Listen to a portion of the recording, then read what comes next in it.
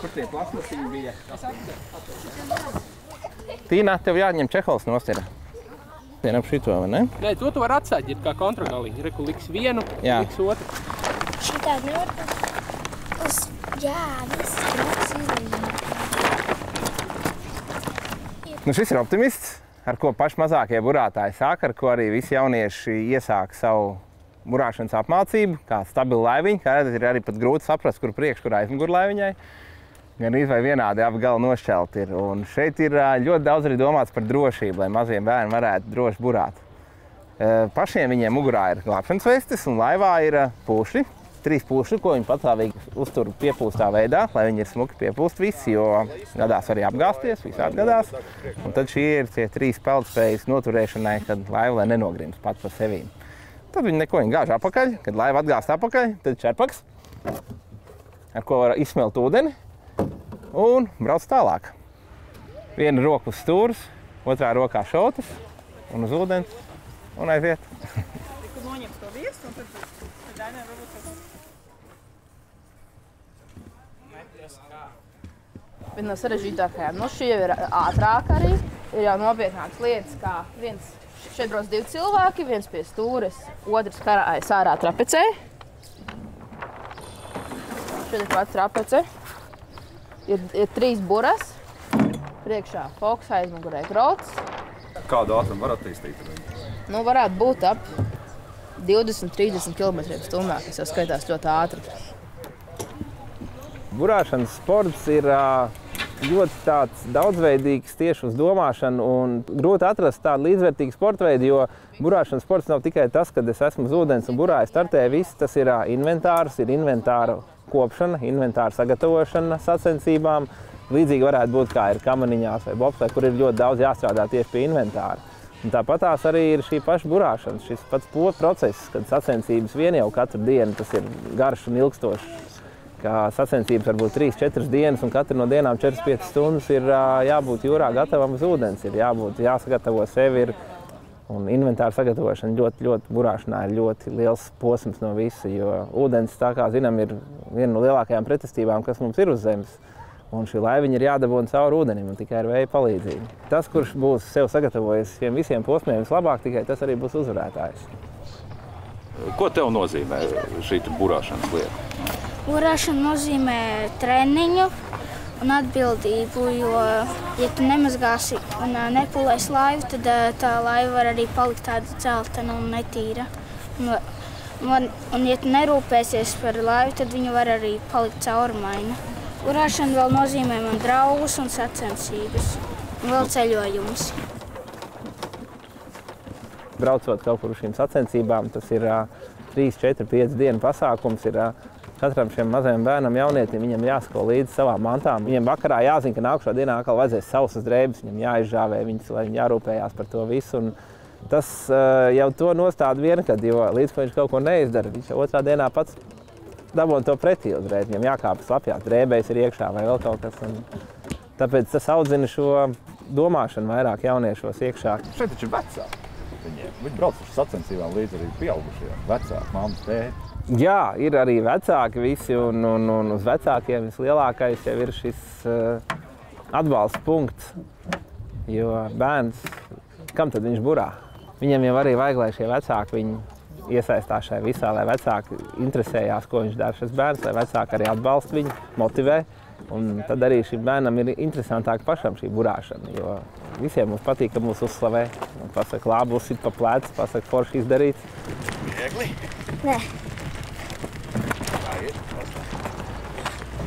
Laivas stunda nemazā nav viegli. Liekas, ka būs jau viegli. Stunda nemazā nav tik viegli. Ar to buru arī nav kādi joki. Nav joki? Nē. Kā tu to domā? Nē, nu, ar viņu nemazā nav tik viegli. Tīpaši, kad ir liels vējš, viņi ir jākontrolē. Pēc iespējas vairāk ir jācenšas, lai laivas nesasīstu.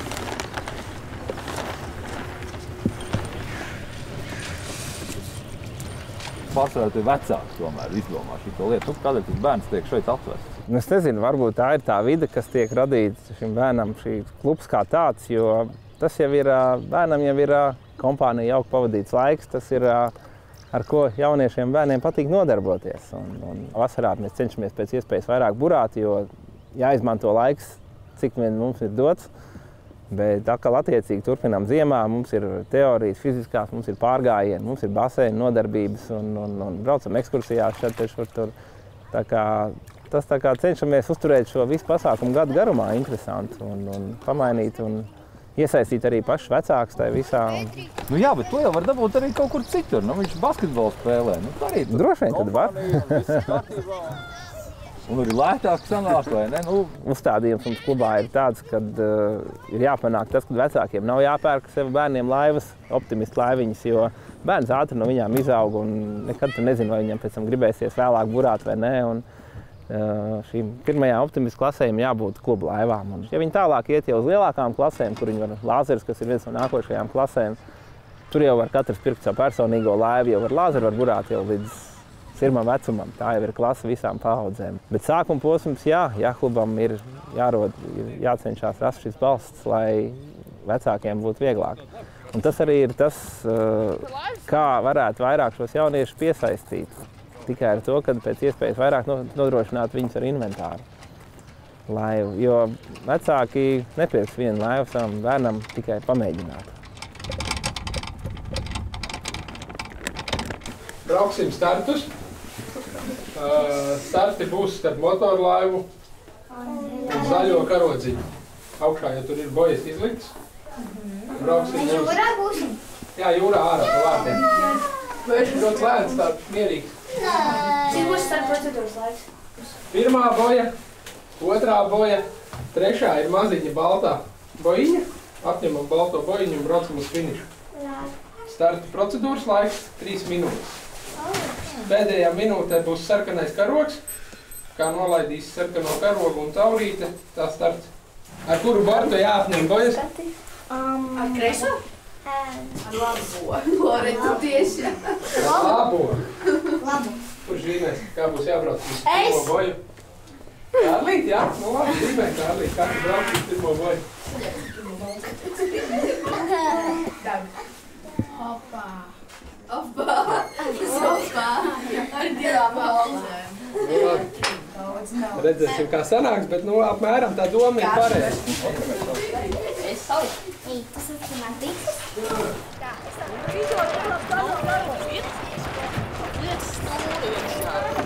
Jābūt tomēr diezgan turīgiem cilvēkiem, lai nodarbotos ar šo. Savā ziņā tas tā ir, jo, lai nodarbotos ar sporta veidu, lai nodarbotos kā tāda apmācības un viss, nav vajadzīgas lielas naudas. Lielas naudas ir vajadzīgas augstiem sasniegumiem. Jo, lai vai mēs sakam, mums ir 500 km jūra, robeža, un mums varam burāt jebkurā vietā, mēs varam burāt tikai, kā paši mazākie, kas mums šeit ir, viņi var tikai 3-4 mēnešus gadā burāt. Ja pārējais ir augsts, tad jau sākās vajadzīgs apģērbs. Viens apģērbs jaunietim ir atkal kā 200-300 eiro. Viņš pēc 2 gadu ir paaudzies, viņam vajag nākošo, un tas atkal viss iet uz vecāku pleciem. Tīnā, tiksi galā? Mēs tev piebraucim klāt. Griez pie manī.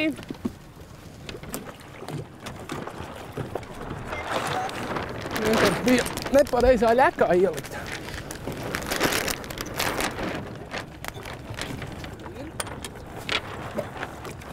Un brauc Tīniņ ārā, ja? Pievelc buriņu un bišķiņu stūrīt pie sevis. Ir ļoti maz labu treneri, kas var sagatavot augstā līmenī sportistus. Viņus var uz vienas rokas pirkstiem saskaitīt. Un nevienmēr arī ne visi viņi arī strādā tieši pa burāšanas treneriem, kas to varētu darīt. Jo tur ir atkal pamatā apakšā atalgojums, kur nav izveidojusies vēl sistēma kopēji, jo vecāki reāli grūti, vecāki nav spējīgi noalgot treneri. Mums ļoti labi šeit Engurē mums ir novada atbalsts. Mums katru gadu novads piešķir treneru algai summu, ko mēs līdz ar to vecākiem ir vienkāršāk. Vecākiem ir jāsadz izdevumi par degvielām, par remontiem, par tādiem, par eju tekošie izdevumi, kas mums klubā arī visādi ir.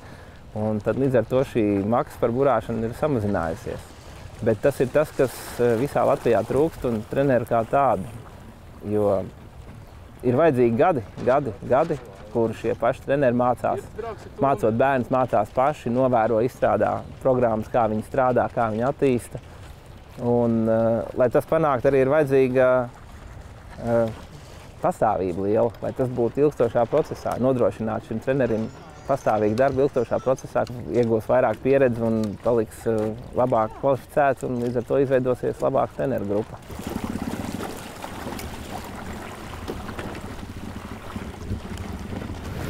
No apakšas šotis jāņem.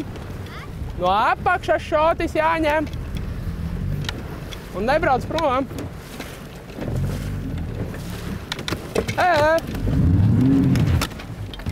Pie apakšas Ralfiņa šotis jāņem pie šite. Ņem šite.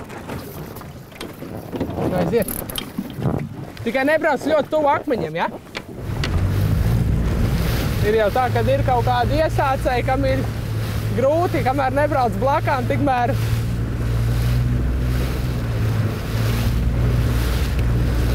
Matīs, uz priekšu pasēdiet!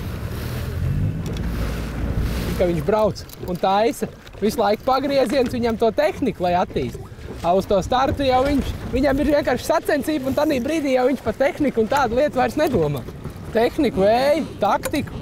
Izjust to vēju, kā ir pārkāpiens, viss pareizi pagrieziens taisīt.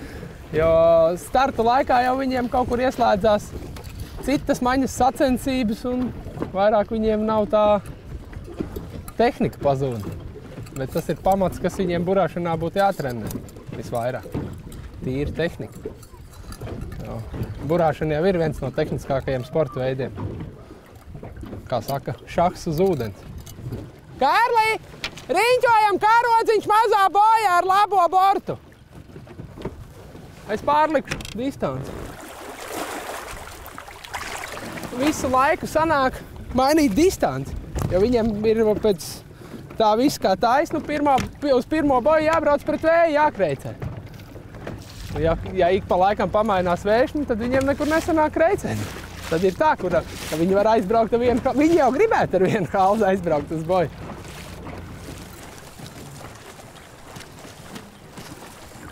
Starts visiem būs reizē!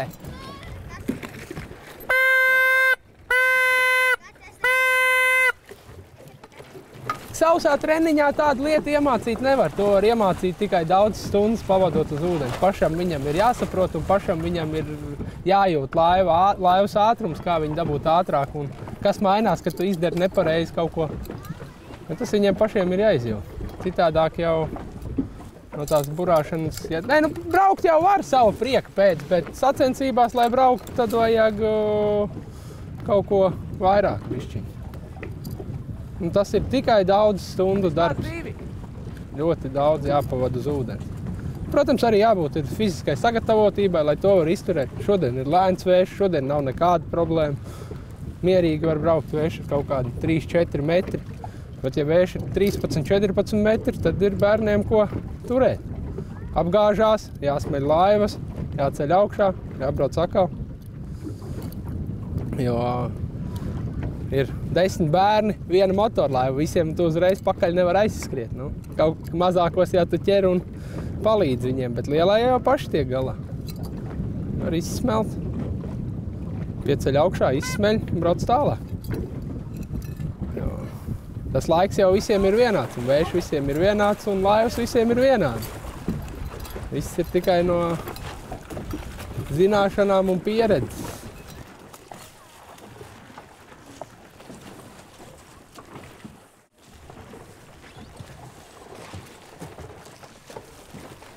Latvijā ir vēl šādas skolas? Centrālās vietas, kas mums ir Rīgā, tā ir Jūrmala, Rīga, Auda, Usma.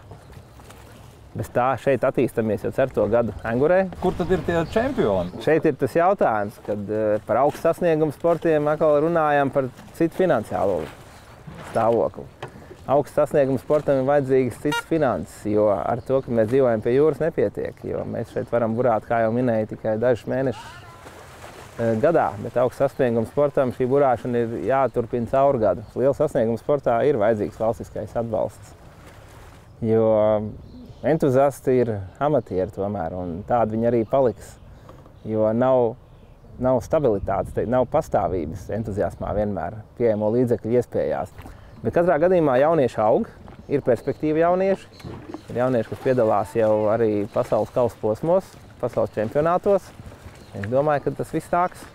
Tas ir ilgstošs process, olimpieši aug gari. Ilgu laiku. Pārlikšu!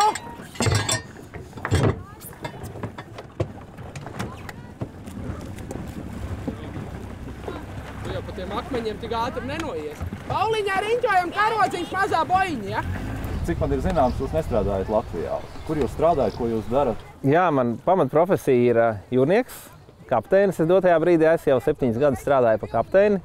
Viss tas ir sākts no 3. stūrmaņa, 2. stūrmaņa, vecākā kapteiņa palīga un kā tas jūrniecībā ir šīs karjeras kāpnes.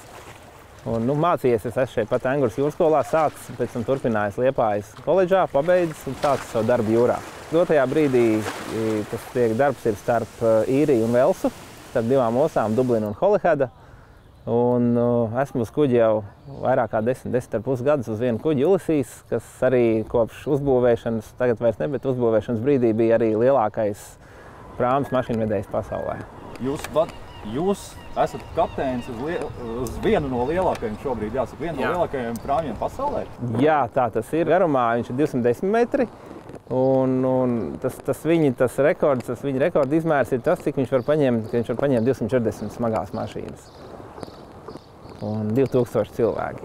Ja man šeit uz vietas kāds prasa, cik liels tavs kuģis ir, saka, es visu ciemu ielādēšu kuģi un aizvedīšu.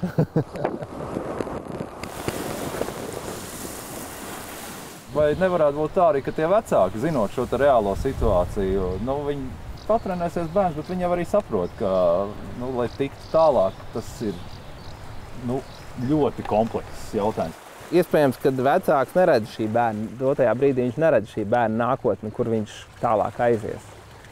Tas varētu būt viens no, kāpēc tas arī bremzējās. Bet iespējas jau ir.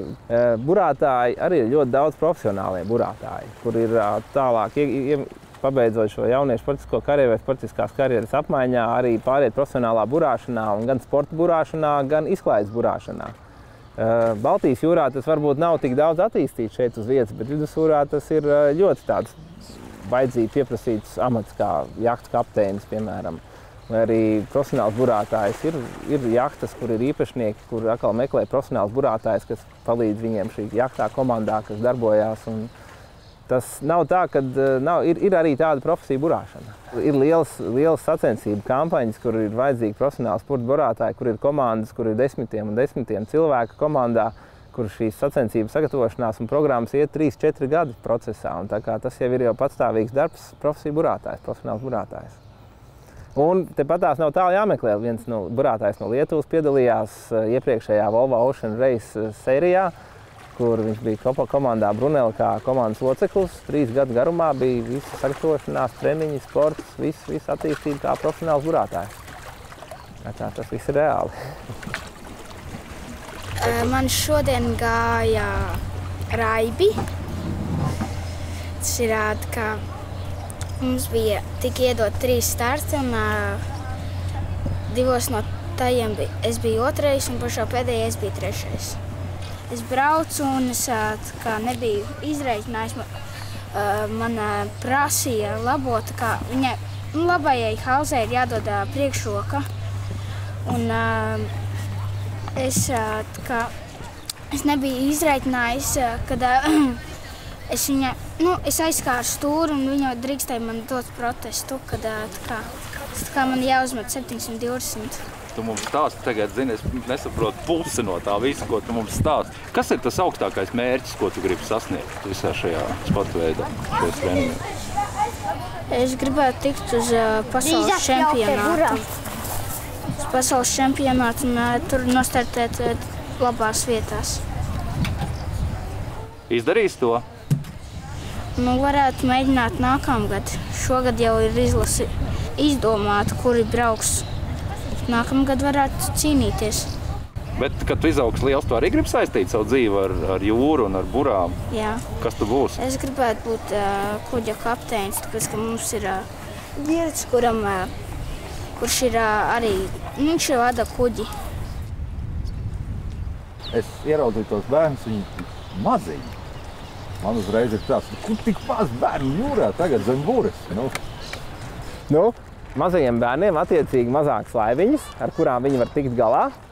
Un tas ir tas, ar ko viņi paši individuāli var jau sākt nodarboties. Un izejot, atstumjot viņu no krasta, viņš ir pats pār sevi, jau viņam jāmāk ir koncentrēties un domāt un saprast, ko tagad darīt šai situācijā. Un tāpat tās ir jāmāk arī domāt uz priekšu, kas būs, kam man jābūt gatavam, lai es varētu nonākt punktā, kur man vajag izpildīt uzdevumu, kas man tiks dots šodien, un pēc tam vēl veiksmīgi atgriezties krastā. Mācību process ir kontrolēts. Sākumā viņi, kad atnāk šeit burāšanā, viņi te padās pa ostu, te padās nelielajā akvatorijā. Un no sākuma tiek apgūta visu pamatu, kā to laivu tikt uz priekšu, kas jādara, kā jāregulē bura, kā jāstūrē. Un tad, kad viņi jau paliek drošāki, un viss, tad jau varam doties jau tālāk jūrā, kur atkal ir citi uzdevumi un cita pieredze. Kāds no tiem bērniem jums nav sūdzējies un teicis, ka viņam ir bail un viņš vairāk ar to nenodara? Ir. Arī katru dienu kādā brīdī kāds varbūt pasaka, kad ir bail. Bet tas ir atkal tā cīņa ar sevi tik tam pāri, un otrs ir no malas šī trenera uzdevums nodrošināt to, lai tas bērns nevis baidītos, bet tiktu galā ar šo. Tāds kā šodien, un jā, varbūt vēl nedaudz stiprāks, ir ļoti pateicīgs apmācību laiks. Bet sacensības notiek līdz ir 25-30 mezgli, ja mezglos, un tie 15 metri. Un viļņu augstums tāds? Atkarībā kādā akvatorijā ir bijuši 2-3 metri viļņi. Šitie mazie? Arī, jā.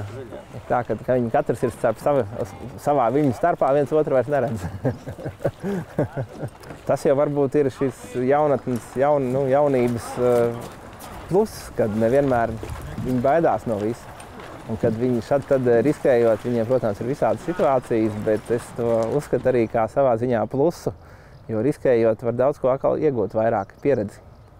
Protams, tas tiek kontrolēts, treneris, glābšanas līdzekļi, laivas ir drošas, viņas negrīmst, viņiem mugurā ir glābšanas vestes, treneris ar laivu ir palīdzībai gatavs.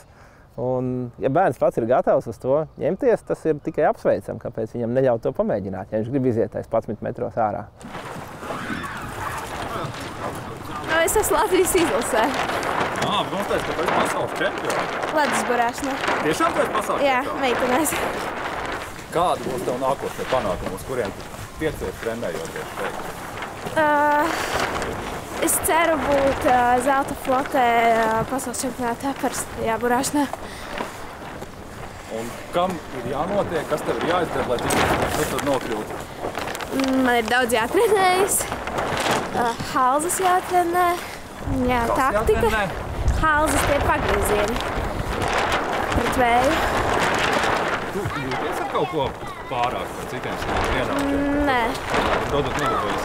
Tāpēc, ka visi ir vienādi vienkārši. To vajag, kurš ātrāk saprot, kurš ne. Ne tik ātri. Bet visi jau nevar nodarboties ar šo sportu. Visi nē. Tie, kas, kuriem ārsti neatļauj kaut kas tāds, tie nevar. Principā pārējie visi var. Burāšanā jau tāpat kā visur ir vajadzīga šī piramīda. Ir vajadzīgi apakšā šie 100-200 bērni, lai to vienu varētu izmīdīt uz augšu. Jo nekur nebūs tā, kad paņems vienu bērnu izaudzinās par čempionu. Un, ja vecāki redz, ka bērnam patīk šis, un ja viņi vēl motivē, tad arī bērnam ir interese ar to vietu vairāk un vairāk nodarboties, interesēties par to. Jo sākot nodarboties jau aktīvāk ar sportu un braukot par sacensībām, ļoti ir pavērās šīs atkal jautājums, kad jāsāk interesēties ir par to, kādas vispār notiek sacensības burāšanā, kādas ir visādi dažādas klases, kādas ir sacensības. Un līdz ar to šiem jauniešiem arī atverās lielāks redzesloks. Mēs braucam ar viņiem tepatās uz Lietuvu, uz Igauniju, braucam uz Itāliju, uz sacensībām, uz Sloveniju. Un tā kā arī viņi aizbraucot tur sacensībās, viņi redz, kā tomēr ir citur, kā var būt. Kaut to pašu infrastruktūru, kur notiek lielas sacensības jaklubos, kādi šie jaklubi ir pie vidusjūras uzbūvēti, vareni lieli. Un tas arī viņos dod šo motivāciju, kad var labāk, var gan dzīvot, gan burāt labāk. Kā tev gāja šodien treniņā? Man šodien gāja labi. Ko tas nozīmē burātājiem, ka ir gājis labi? Vējš bija labs, distance laba. Bija labi. Kādreiz arī apgāzies ar to? Es esmu apgāzusies, jā, bet tas ir tad, kad mums obligāti bija jāgāžās. Tā es pati neesmu apgāzusies. Piemēram, stipros vējos. Es neesmu apgāzusies. Tas gandrīz apgāzusies. Tā, ka ūdens jau tā iekšā, bet es esmu atkantējusi. Cik tev Tīna ir gadi? Pasaka vēl. Man ir 9 gadi. Un cik jau tu nodarbojies ilgi ar burāšanu? Kādos 6, 7 gados sāku burāt. Kā tas tā notika, ka tu tā izlēmi, ka nevis basketbols vai skriešana vai vieglatlētība, bet tieši burāšana? Mani vecāki sāka to nodarboties, un tā es arī centos kaut kā iesaistīties. Tev nešķiet jocīgi, ka meitenes nodarbojas? Tas tomēr ir diezgan grūti, burāšana grūti. Nav arī diezgan grūti, bet neliekas arī jocīgi, ka tās meitenes arī burā. Ir tā normāli. Es domāju, ka arī meitenes ir to spēcīgs izdarīt. Puiši, kad ne tikai visu laiku puiši burātāji, es domāju, ka arī meitenes varētu. Kāpēc? Zinu, ka meitenes arī kaut ko var izdarīt, nevis tikai puiši.